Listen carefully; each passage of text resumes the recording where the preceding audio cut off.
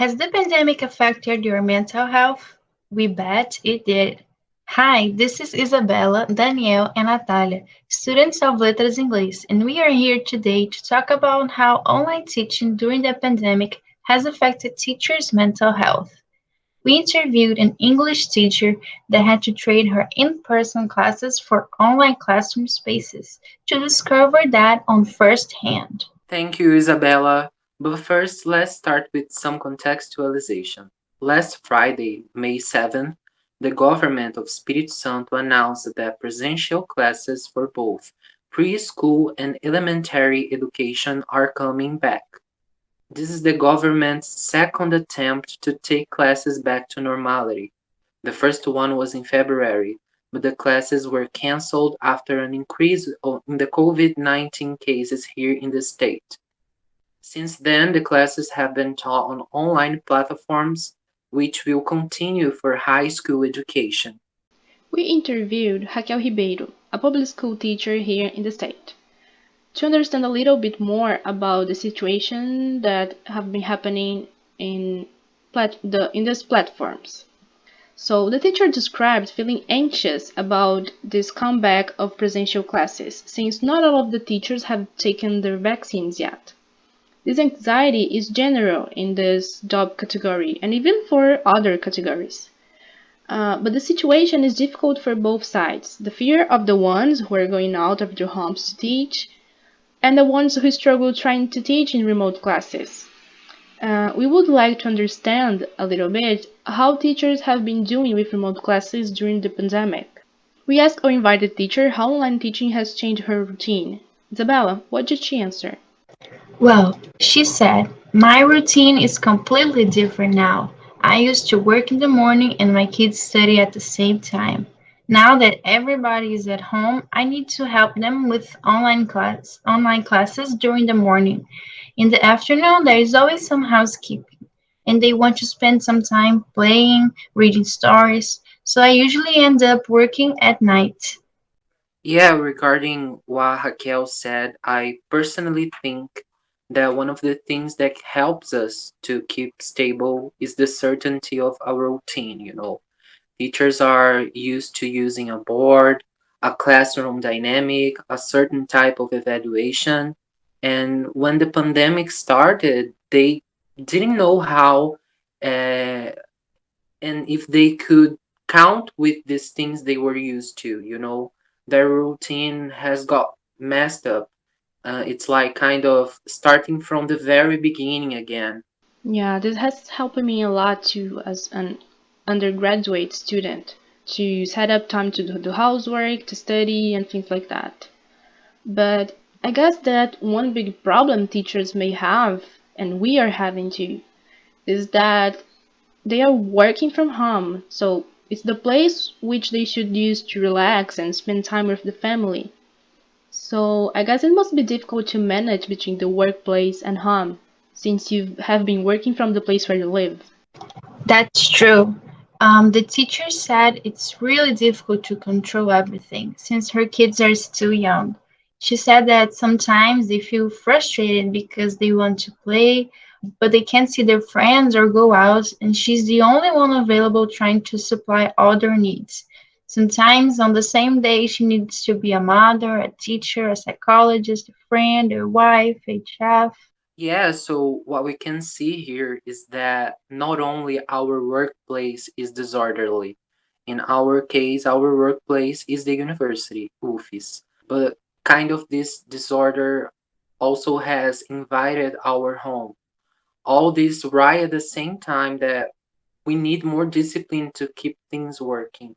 Yes, and this can be very frustrating to people, especially to have to keep our lives going on like nothing has been happening. It's like we wake up every day, do our tasks, but we are not allowed to go out, so it's kind of strange. Yes, totally. Raquel said something about this too. She said, I really miss my social life, not only at work. I like people, I love traveling, I miss new experiences. There was a moment in which I found myself very frustrated, anxious, and worried, but I could find my own way out of this. It seems like we were left with only our responsibilities, no time for fun or any change in our routines. I personally think that recreative moments are also important for developing our academic and professional activities. Yeah, this can help. But what do we do to deal with this frustration we have? It surely has been affecting everyone. So what do you guys have been doing? Well, for me personally, I do many different things, or I mean, at least I try to do them when my schedule allows because we're all very busy. But I try to do hobbies that I can do at home and some distractions at home as well. And this is what's keeping me sane at this moment because I can't leave. So those distractions are the only thing I have. And also therapy helps me a lot. I really don't know what I would do without it. Yeah, therapy has helped me a lot too. And besides that, I'm often trying to do things for myself, like watching series, separating a moment of my day to stay with me, you know? Things like that have been helping me. Something that always helped me is to chat with my friends, in WhatsApp and other social media. And I kind of try to get out of reality by reading books and watching series. Cooking and baking is also something that's a therapy for me. And I also used to ride, but I stopped since the beginning of semester at UFIS. Well, our guest said something similar. She said that she tries to minimize these negative thoughts by cooking. She usually goes to the beach or take bike rides. She said that praying has also been very useful for her. Yeah, I think that in a moment like this, we have to rely on our faith, you know, hoping that everything's going to be alright. And try to do things that we like to do that can be done in safe places. Because if not, we would be hopeless and could not deal with all this situation. Because this can really affect our mental health. It true does. My mental health is already affected, and I'm only an undergraduate student. Me too, Daniel. And everyone I know has said that their mental health has also been affected, so don't feel alone. Yes, things have been hard for us and for teachers too. Raquel said that most of the teachers she has been talking to, they don't believe in online education. Not the way it has been established. And this makes them feel stressed, tired, disrespected, worried. Yeah, and I think that if I were a teacher during these pandemic times, I would probably tend to blame myself at some level for the things that are not working well. Yeah, this is really upsetting. So, looking at this chaotic scenario, is there anything that can be done to change the situation? I'm really curious to know what Raquel said. She said that there is so much that can be done. First, I believe teachers really need a completely new trade union. So it's essential to have leaders in the government who are worried about education and not only about numbers or politics. And besides that, it's crucial to distribute the vaccine to all school communities as fast as possible. This is something crucial right now. As said in the beginning, the government wants to return to the presential classes, but haven't vaccinated our teachers. So, how is that possible? It is difficult enough to teach online. Imagine having to go out knowing that you are not safe and that you can be contaminated. The remote teaching, sure, is not the best option, has its downsides, but right now, I think it's the only safe option. Okay, but by using these platforms can be difficult for some teachers. This is the first time that most of them work like this. And how did they learn how to work with these platforms? Like, did they have any training or what? Most of them kind of maybe have felt digitally literate or something like that. That's a very good question. Raquel said that when the pandemic started, she had no idea on how to use online platforms. So she had to research and ask her friends for help and try stuff out by herself. She thinks they are very useful, but they can't substitute real classes. At the very beginning, she felt digitally illiterate, but now she has improved a lot. She said she knows many teachers who are still digitally illiterate. Yeah, but being digitally illiterate is not the only problem, I guess, because teachers they may not have the material needed for the remote teaching. So, I mean, they cannot teach if they don't have a laptop, if they only have a cell phone, or if they don't have a good internet connection.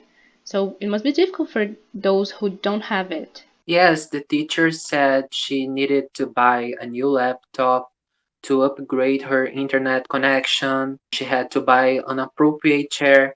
And she also said that she's lucky to afford all of this because a lot of the teachers can't. And that's a great problem.